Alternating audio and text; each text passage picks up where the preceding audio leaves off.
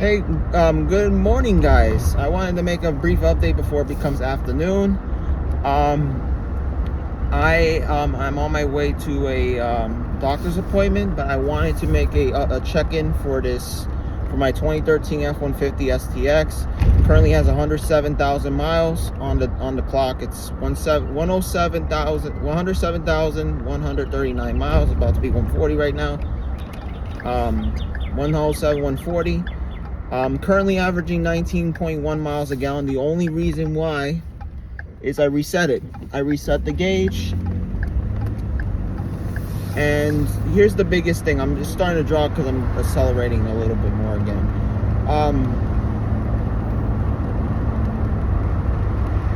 I will say this. If you have I'm going to give you big advices from my experience of owning this F-150. I'm going to open the back instead. Here's my biggest advice. If you and here's my personal output review, my input review, whatever you want to call it, suggestions, tips, what have you, mishaps, likings.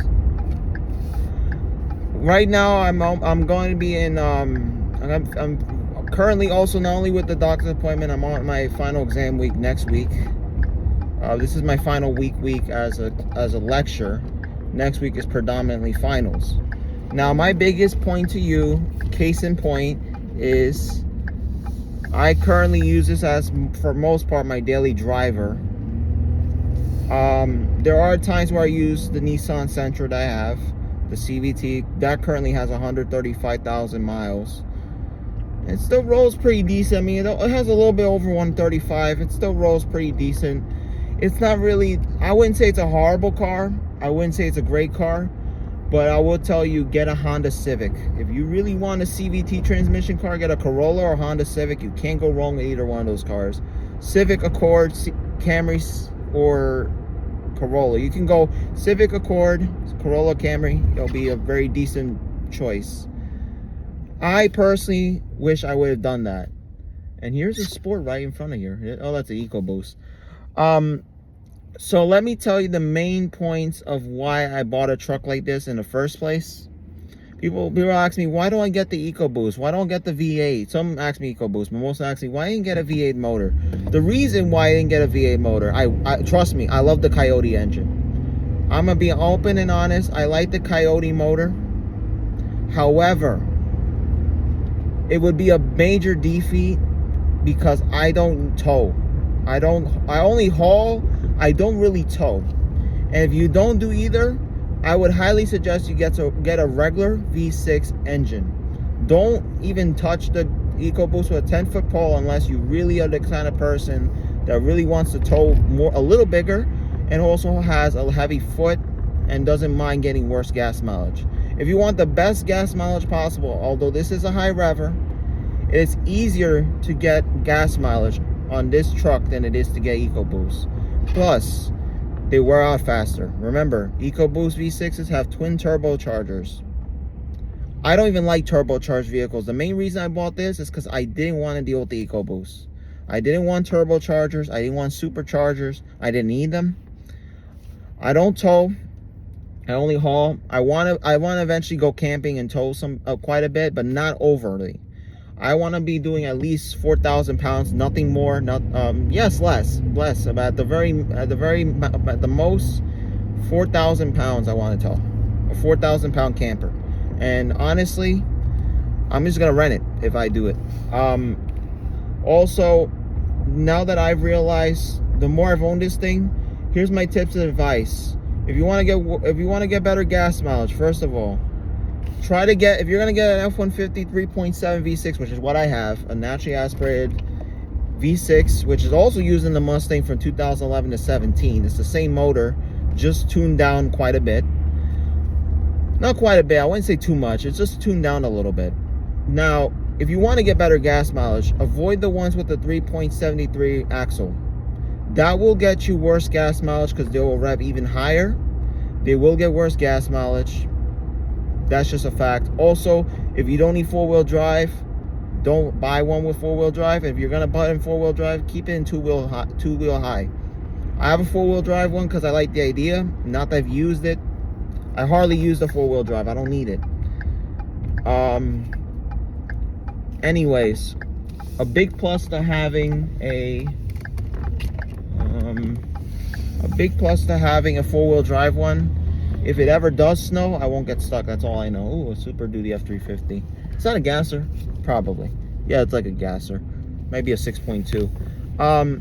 Anyways, what do I recommend in terms of reliability is a very good question. If you want the most reliable V6, you got to get 3.7, the 3.5 naturally aspirated, or the 3.3 liter V6. They're all naturally aspirated. I recommend a naturally aspirated V6. People's like, don't touch the naturally aspirated V6s and just get a V8. Not necessarily the case. I have a naturally aspirated V6. This engine never gave me any trouble. Not even the transmission. And let me tell you, you get a naturally aspirated engine, your transmission is going to last longer. The 6R80, the weakest point of them is when you have a supercharger, and they'll eat it up faster. Also, lead frames is another problem, but I don't have that problem. Some of them did have lead frame problems.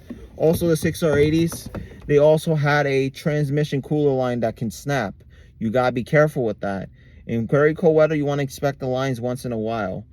For my case, I expect it once in a while, and it's pretty good.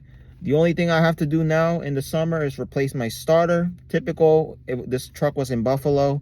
I wouldn't be surprised. I mean, it wasn't horribly rusted, but it was rusted. The starter was rusted. This car wasn't a really bad rust bucket. I did undercoat after I bought it. That's the first thing I did, besides oil change and tires. But let me tell you, I didn't invest serious money into this truck. It's something that will typically happen with any American brand, and any brand in general, if you don't take care of it up there in Buffalo. Any typical stuff, like no transmission, no engine, no blowing head gaskets, nothing like that. No blown head gaskets, no type of problem with the motor or the transmission. I wanted to say, that's my biggest advice. You want a truck, get one with the 3.7 V6, the 3.3 V6, or the 3.5 naturally aspirated. Any naturally aspirated, no turbochargers. If you want longevity. If you need a V8, buy the 5 liter. 5.43 valve can be okay if it was maintained correctly, but it has to be extremely sensitive maintenance. Those ones are known to have ticking. If you hear any tick from the 5.4 liter 3 valve Triton, don't buy it. I would highly suggest the 4.6 over the 5.4, but if you find a decent 5.4, just be careful. That's the only thing I have to say. I just avoid those V8s. I wanted something newer anyway, so I wasn't even looking at them. I was looking at a V6. That's it. I didn't want EcoBoost. The EcoBoost can give you problems and major headaches if you don't keep up with maintenance. Everything has to be kept up with maintenance. Even my mom. My mom owns a 2020 Jeep Compass 2.4 liter 4-cylinder. That's a Tiger Shark motor. Has she had any electrical problems? No. Has she had any engine problems? No. No transmission problems. Maybe some gear hunting here and there. Typical of a 9-speed automatic transmission. All those 8, 9, 10-speed automatic transmissions, they look for gas mileage and power at the same time. That's why you'll hear some clunking. You'll feel some clunking. It is quite annoying sometimes, but it doesn't happen often. The ZF transmissions are very good. The 6R80 is based on the ZF. And let me tell you, very good transmission if you be careful. Very good engine. Keep in mind though, Ford is not the only maker of this motor. I learned over the years that Mazda has collaborated with Ford on this motor. This is not the one with the timing chain, the timing chain that drives the water pump, internal water pump. This is not the motor. It only affected front wheel drive models. It never affected the Mustang or the F150 or any rear wheel drive platform. It only affected the front wheel drive models. Even the 3 liter, I'm gonna tell you right now, don't buy like the 3 liter. They can be decent motors. If you buy a front wheel drive one, I would highly suggest you revisit and make sure that if you're gonna buy one, make sure that the water pump is not.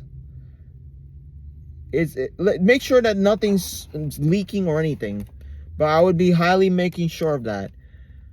Now, my biggest advice before I go on this appointment, make sure when you buy one of these trucks, I did check the frame. I did check everything. These trucks have, the only really tendencies these trucks tend to have is the rust problems, transmission problems sometimes. I can't really name a really big problem that the 3.7s have that pertain to this that bad. Maybe a purge valve once in a while, but that, even that, you know, let me tell you, just be careful. Know what you're looking for. Know what you want. Know what to look for, and you get what you want to get. I mean, listen, I don't judge the people get V8s. I love V8s. Don't get me wrong. I just didn't need one. If you don't need one, don't buy one. You're going to get, it's not really because of the fuel economy either. It's because of the maintenance. That's why I didn't want to get a V8. I knew maintenance was going to be more expensive. I knew it was going to be a bit of more of a pain. I'm going to tell you, stay away from the V8s if you don't need one. They're good motors. But when they break and you don't have the money to fix them, and you really didn't need it well, if you don't need it in the first place, you're gonna kick yourself in the rear end. You're gonna bite yourself in the rear end. It's gonna bite you in the rear end. Face it, you're really gonna be like, damn, I shouldn't have bought this truck. I should have bought the V6. But I shouldn't, like, let me tell you, don't try to avoid the EcoBoost if you can. If you want to buy one, be very careful with maintenance. Every truck you gotta be careful with maintenance, but you have to be even more religious with your maintenance of the EcoBoost. Anyways, guys, if you have any questions, please feel free to leave them in the comments. If any F-150 owners, please, you're welcome. Even Tundra owners, I respect all these vehicles if they're maintained properly. A good vehicle is a good vehicle if it's maintained properly. If it wasn't maintained, and if you didn't do any maintenance, or if listen, even the most bad vehicles, they can be pretty good if you maintain them properly. So please, if you have any questions, please feel free to leave them in the comments. I would love to hear from all of you, even sedan owners, anyone. Please feel free to leave them in the comments. I will try to be more active on this channel and try to respond as soon as I can. Thank you for watching, and have a great day. God bless you all. If you're religious, if you're not religious, that's okay too. Stay safe. That goes for universal for everyone. Stay healthy. Stay happy. Thanks for watching.